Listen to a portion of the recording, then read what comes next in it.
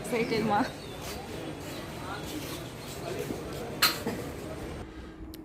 সকলেই তোমারই ইচ্ছা, ইচ্ছাময় তারা তুমি। নমস্কার বন্ধুরা, আজ আপনাদের সাথে শেয়ার করব আমাদের তারাপীঠ যাওয়ার জার্নিটা। ঘড়িতে বাজে তখন 7:30। আমরা নির্ধারিত সময় আধ ঘন্টা আগে চলে এসেছিলাম। এটা একটা নৈহাটি টু ব্যান্ডেল লোকাল। এই ট্রেনটার পর আরও একটা ট্রেন এসেছিল ব্যান্ডেল নৈহাটি। ওই ট্রেনটা চলে যাওয়ার পর মা তারা অ্যানাউন্স করেছিল। আমাদের কম্পার্টমেন্টে ছিল D5, তাই বোন এসে দেখাচ্ছিল D5টা কোথায় পড়বে। দেখুন, আরেকটা ব্যান্ডেল নৈহাটি চলে এসছে। এখন ঘড়িতে বাজে 7:44। এই ব্যান্ডেল নৈহাটিটা যাওয়ার পর মা তারা অ্যানাউন্স করেছিল মা তারা নৈহাটি স্টেশন থেকে সকাল 8টায়। আর এই ব্যান্ডেল নৈহাটি লোকাল, এই ট্রেনগুলো নৈহাটি টু ব্যান্ডেল, ব্যান্ডেল টু নৈহাটি এতটাই যাতায়াত করে।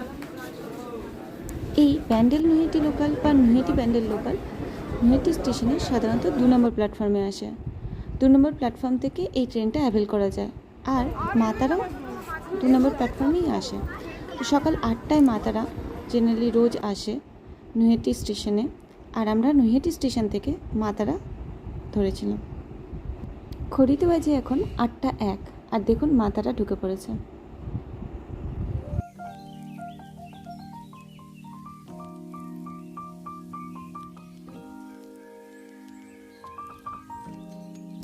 ঘড়িতে বাজে এখন সকাল 8:07। আর মা তারা ছেড়ে দিয়েছে নৈহাটি থেকে। নৈহাটি স্টেশনের পর ট্রেন গিয়ে প্রথম দাঁড়ালো ব্যান্ডেল স্টেশনে।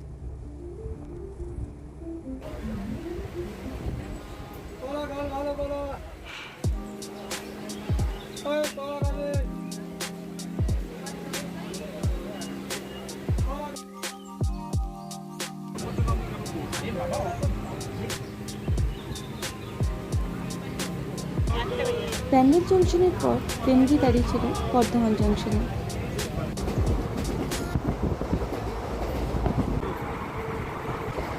আমরা এখন বর্ধমান জংশন ছেড়ে বেরিয়ে যাচ্ছি আর ট্রেনের জানলা দিয়ে বাইরের প্রাকৃতিক দৃশ্য উপভোগ করছি। দেখতে দেখতে ট্রেন এসে পৌঁছালো ঘুষকরা। বর্ধমান জংশনের পর ট্রেন এসে দাঁড়িয়েছিল ঘুষকরা স্টেশনে। এরপর ঘুষকরা স্টেশন থেকে বেরোতেই আমরা একটা জিনিস নোটিস করলাম। ঘুষকরা স্টেশনের পর থেকেই মাটির রং বদলাতে শুরু করলো। আমরা দেখতে পেলাম মাটির রং লাল হয়ে গেছে। যদিও আমরা এখনও বীরভূমে ঢুকিনি, ঘুষকরা বর্ধমানের মধ্যেই পড়ে। এরপর আমরা বর্ধমান ডিস্ট্রিক্ট ছেড়ে বীরভূম ডিস্ট্রিক্টে ঢুকে পড়লাম। এসে পৌঁছালাম আমরা বোলপুর শান্তিনিকেতন স্টেশনে।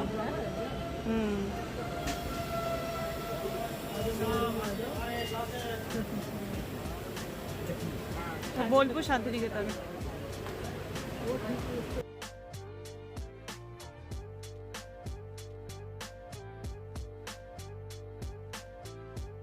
বোলপুর শান্তিনিকেতনের পর মা তারার নেক্সট হল ছিল প্রান্তিক।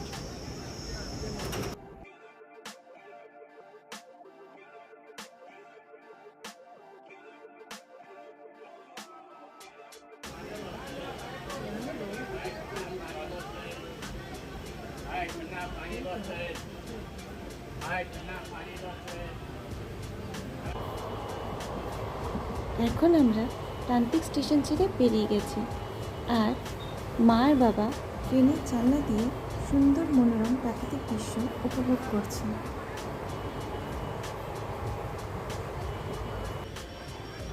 প্রান্তিকের পর ট্রেন এসে দাঁড়িয়েছিল সাঁইথিয়া জংশনে।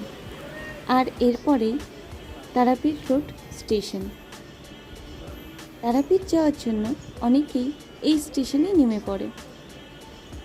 তবে আমরা তারাপীঠ রোড স্টেশনে নেমে পড়িনি। আমরা নেমেছিলাম রামপুরহাট স্টেশনে, মানে তারাপীঠ রোড স্টেশনের পরেরটাতেই।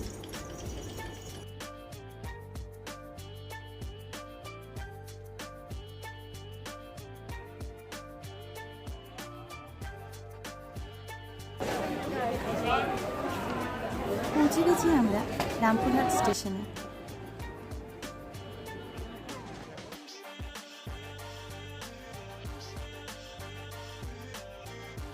রামপুরহাট স্টেশনে নেমে 1 নম্বর প্ল্যাটফর্মের দিক থেকে বেরোলে দেখা যেতে পারে যে এখানে অনেক অটো, টোটো, ম্যাজিক গাড়িগুলো দাঁড়িয়ে আছে। এই গাড়ি চেপে যাওয়া যেতে পারে তারাপীঠ মন্দিরে।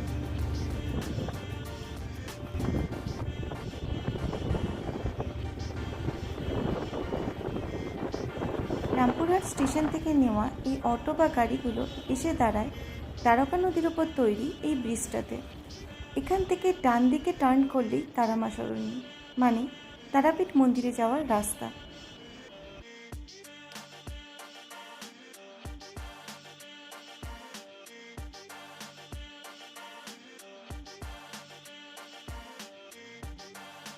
মা ডালা কিনে নিয়েছে আর আমরা এখন যাচ্ছি মন্দিরে পুজো দেওয়ার লাইনে।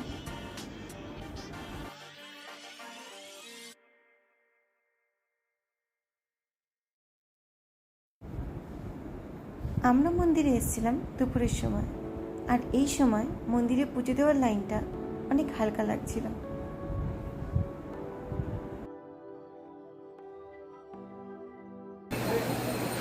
মোমবাতি আর ধূপকাঠিটা ধরিয়ে দিয়ে আসো।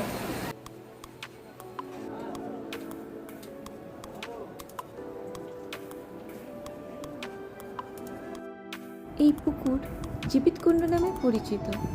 কথিত আছে বণিক জয়দত্ত সওদাগরের একমাত্র পুত্রের সর্পদর্শনে মৃত্যু হলে জীবিতকুণ্ডের জল স্পর্শে মৃতদেহে পুনর্জন্ম লাভ হয়।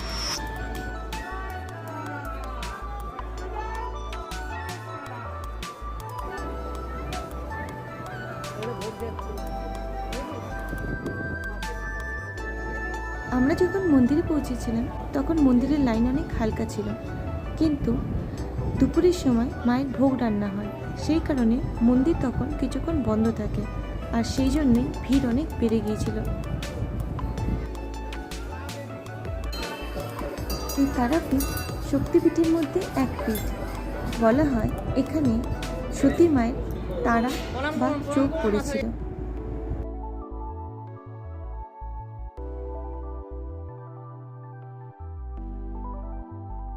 পুজো দিয়ে হোটেলে ফিরে একটু রেস্ট নিয়ে আমরা বেরিয়েছিলাম সাইট সিনের উদ্দেশ্যে। যেহেতু আমাদের সাইট সিন করতে যেতে বেশ সন্ধে হয়ে গিয়েছিল, তাই আমরা খুব একটা বেশি জায়গায় যেতে পারিনি, তবে যে কটা জায়গায় যেতে পেরেছিলাম সেগুলো আপনাদের দেখাবো। এই মন্দিরটি খুবই সুন্দর। এই মন্দিরটির দূরত্ব তারাপীঠ মন্দির থেকে বেশি নয়। তারাপীঠ মন্দির থেকে এই মন্দিরের দূরত্ব মাত্র 10 মিনিটের হাঁটা পথ। তবে এই মন্দিরটি খুব বেশি পুরনো নয়। এরপর আমরা গেছিলাম শ্রী বামাখ্যাপার আদিবাড়ি ও জন্মস্থান গর্ভগৃহে, আর তারপর আমরা গেছিলাম মহাশ্মশানে মা কালিকা দর্শনে। মহাশ্মশানে গিয়ে আমরা মা মুন্ডমালিনীর দর্শন করি ও প্রাচীন শ্মশান ঘুরে দেখি।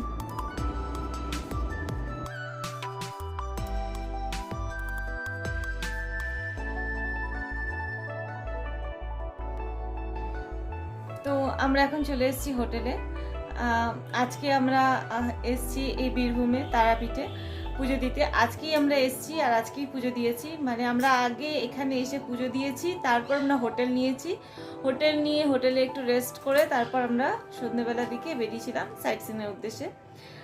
এখানে এসে ওভারঅল এক্সপিরিয়েন্স খুব ভালো। এই জানি সব থেকে বড় সাকসেসটা ছিল যে আমরা আজকে এসে আজকেই পুজো দিয়েছি। আর এখানে এসে বেশ ভালোই লেগেছে।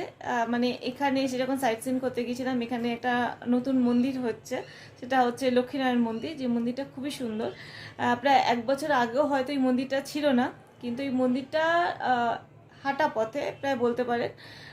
তারাপীঠের মন্দির থেকে লক্ষ্মীনারায়ণ মন্দিরটা হাঁটা পথে আপনারা যেতে পারেন। তারাপীঠে আসলে অবশ্যই মন্দিরটাতে যাবেন, হাইলি রেকমেন্ডেড, কারণ মন্দিরটা খুবই সুন্দর বানিয়েছে, খুবই পছন্দ হয়েছে। আর এছাড়া আমরা গেছিলাম সেই বামাখ্যাপার গর্ভগৃহতে। বামাখ্যাপার গর্ভগৃহতে আমরা গেছিলাম, সেখানে বামাখ্যাপার আদিবাড়ি দেখেছি আমরা, সেখানে তার মূর্তি দেখেছি, কালী ঠাকুরের মূর্তি দেখেছি, আর আদি শ্মশানে গেছিলাম। বেশ ভালোই লেগেছে, ওভারঅল এক্সপিরিয়েন্স আমাদের খুব ভালো। খারাপটা শুধু এখানে যে আমরা রাতে ডিনার করে এখানে এসেছি, কিন্তু যে খাবারটা যে রেস্টুরেন্ট থেকে খেয়েছিলাম খাবারটা অত্যন্তই খারাপ ছিল, খুবই খারাপ। মানে খাবারটা খেয়ে আমার মা বমি করে দিয়েছে। আমার মা জেনারেলি আমাদেরকে বকে খাওয়ার জন্য। মা জেনারেলি মানে এই সমস্ত খাবার খেয়ে নেয়, কিন্তু এখানে খাবার খুবই খারাপ ছিল। চিকেনগুলো কাঁচা ছিল, রুটিটাও ভালো ছিল না, কিচ্ছু ভালো ছিল না। তো খাবারটা খুব খারাপ। তা কিন্তু এখানে হোটেল আমরা বেশ ভালোই পেয়ে গেছিলাম। না, আমি তবে এখানে একটা কথা বলতে চাই যে রান্না খারাপ বা রেস্টুরেন্টের হোটেল খারাপ এরকম ব্যাপার নাই। যদি আমরা সত্যি একটু খোঁজাখুঁজি করতাম হয়তো ভালো বেটার অপশন পেয়ে যেতাম, কিন্তু আমরা যেহেতু সময়ের অভাব ছিল, বা সময়ের অভাব ঠিক না, আমরা খুঁজতে চাইনি। আমরা ভেবেছি হ্যাঁ হয়তো মেবি যারা তারা বলছে যে হ্যাঁ তারা ভালো খাবার দেবে, তো তারা হয়তো ভালো খাবারই দেবে, কিন্তু সেটা আমাদের আনফর্চুনেটলি ভালো বেরোয়নি। তো এটাই বলতে চাইবো যে একটু খোঁজাখুঁজি করলে ভালো খাবারও পাওয়া যেতে পারে, এরকম না যে সব খাবারই খারাপ। হ্যাঁ, সেটা ঠিকই যে হয়তো আমরা সেরকমভাবে খোঁজাখুঁজি করিনি বলেই একটা বাজে রেস্টুরেন্টে ঢুকেছি, তাই জন্য আমাদের এক্সপিরিয়েন্সটা খারাপ হয়েছে খাওয়ার নিয়ে। বাকি এমনি এখানে প্রচুর এখন হোটেল দেখতে পাচ্ছি। একদম ছোটোবেলায় একবার এসেছিলাম, এত হোটেল ছিল না, আর এখন বেশ সস্তায় ভালো হোটেল পাওয়া যাচ্ছে। মানে আপনারা উইথ এসি হোটেল 1000 টাকার ভিতরেও এখানে পেয়ে যাবেন।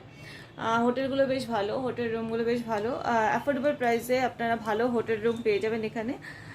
আর এমনি ওভারঅল এক্সপিরিয়েন্স খুব ভালো। একদিন এসে মায়ের দর্শন করে যেতেই পারেন। আমরা আজকে ফেরত যাওয়াটা খুব হেক্টিক হয়ে যেত, তো আজকে রাতটা এখানে থাকবো, আর কালকে আমরা ট্রেন ধরে বাড়ি চলে যাবো। ব্যাস। আশা করি আপনাদের এই ভিডিওটা ভালো লাগবে। আজকের রাত্রের জন্য বা আজকের জন্য আমরা এখানেই শেষ করছি। কালকে যেইটুকুনি অংশ আর থাকবে যে আমরা বাড়ি যাচ্ছি, সেইটুকুনি অংশ তুলে ধরার চেষ্টা করব যে কীভাবে আমরা কোথা থেকে ট্রেন নিয়েছি। তো ব্যাস এইটুকুনি। আমরা এসছি মাতারাতে, কারণ মাতারাটা এখানে আসার জন্য সব থেকে পছন্দসই ট্রেন। শিয়ালদা থেকে রামপুরহাট যে মাতারা, সেটাতে এসছি, মাতারা এক্সপ্রেসে। আর আমরা যাবো মনে হয় কবিগুরুতে, হাওড়াতে। তো হাওড়া থেকে প্রচুর ট্রেন আছে, তো আমরা যাবো কবিগুরুতেই। আমরা যাওয়ার সময় ব্যান্ডেল নিয়ে পড়বো মনে হয়, তাই না? একদমই তাই।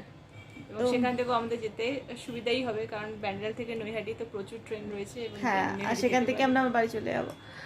তো ব্যাস, আজকের ভিডিওটা এখানেই শেষ করছি।